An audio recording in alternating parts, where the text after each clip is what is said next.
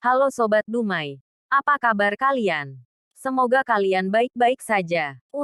Oke. Saya akan memberikan tanggapan mengenai ditolaknya Ustadz Abdul Somad di Singapura. Berita ditolaknya Ustadz Abdul Somad di Singapura viral karena pernyataan UAS pasca ditolaknya masuk ke Singapura.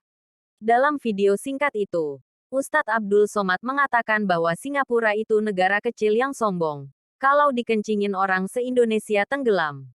Buntut dari pernyataan itu akhirnya menjadi viral. Beragam tanggapan netizen mengenai penolakan Singapura. Ada yang pro, ada yang kontra. Denny Siregar, Abu Janda pun tak ketinggalan membuat video tanggapan mengenai hal itu. Mereka berdua melayangkan kritik pedas terkait ditolaknya UAS di negeri itu. Namun, yang tak kalah hebohnya adalah pendukung Ustadz Abdul Somad. Pendukung Ustadz Abdul Somad langsung demo besar-besaran di depan kedubes Singapura. Mereka menuntut permintaan maaf secara terbuka dan mengultimatum pemerintah Singapura. Mereka mengultimatum Singapura, jika dalam 2 kali 24 jam tidak meminta maaf secara terbuka, maka mereka akan mengusir kedutaan besar Singapura. Akhirnya, pemerintah Singapura mengeluarkan pernyataan melalui website resminya. Pemerintah Singapura menyatakan alasan Ustadz Abdul Somad ditolak masuk Singapura adalah karena pemerintah Singapura menilai ceramah Ustadz Abdul Somad mengajarkan nilai-nilai radikal dan segregasi yang tentu berbahaya bagi kerukunan umat beragama di Singapura.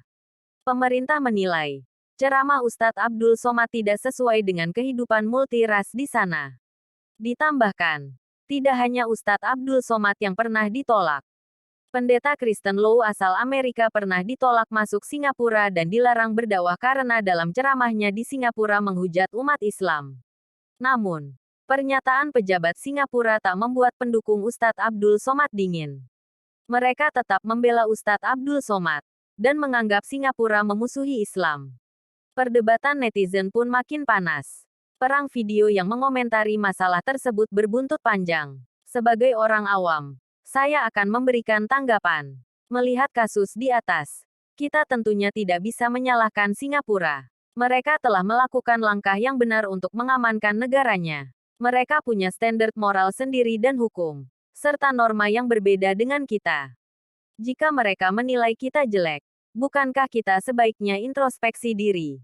Lalu, bagaimana dengan stigma negatif yang terjadi pada Ustadz Abdul Somad? Stigma negatif pada Ustadz Abdul Somad itu terjadi karena ceramah beliau yang dimuat di YouTube mereka nilai tidak sesuai dengan norma-norma yang berlaku di sana. Satu ceramah beliau yang disorot adalah ketika UAS mengatakan bahwa di dalam salib ada jin kafir. Lalu, UAS pun mengajarkan bahwa palang merah adalah salib dan di salib itu adalah tempat jin kafir. Selain itu, ceramah yang disorot mereka adalah ketika UAS membenarkan bom bunuh diri ketika perang. Bagaimana bisa ceramah yang sedianya untuk umat Islam saja tersebar begitu cepat? Tentulah ada yang mengupload di YouTube, di Facebook, di Instagram, serta tak sedikit jamaah beliau yang mensare melalui WhatsApp dengan rasa bangga seolah mereka telah mensiarkan Islam. Apakah hal ini bisa diterima oleh semua orang?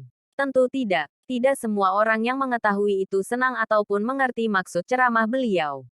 Bagi sebagian orang di luar Islam, pernyataan itu menyinggung keyakinan mereka. Karena seringnya disare, akhirnya Ustadz Abdul Somad pun akhirnya mendapat stigma negatif. Tidak hanya itu, nama umat Islam pun tercoreng karena itu.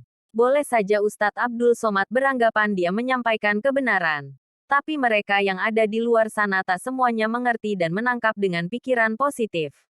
Yang ada malah melabeli Islam dengan label jelek. Dan asal Anda tahu, Ustadz Abdul Somad pernah dibahas di channel YouTube Christian Prince.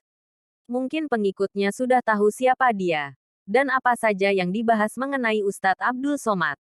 Sebagai orang awam, saran saya untuk pengikut Ustadz Abdul Somad, sudahlah.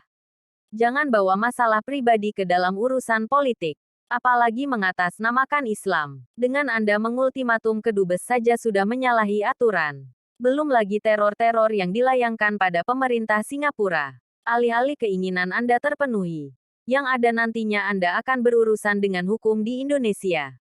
Teror pada pemerintah Singapura sudah masalah serius. Bukankah masih ada 180 lebih negara di dunia ini yang bisa dikunjungi? Mengapa sebegitunya pada Singapura? Oke. Untuk yang kontra pada Ustadz Abdul Somad, sebaiknya berhentilah membuli beliau. Bukankah kita saat ini berusaha melawan aksi bullying? Kalau mengkritik boleh, tapi kritiklah yang baik. Oke Sobat Dumai. Sampai di sini saja tanggapan saya mengenai kasus Ustadz Abdul Somad. Semoga kalian semua diberi keselamatan dan rahmat. Wassalam.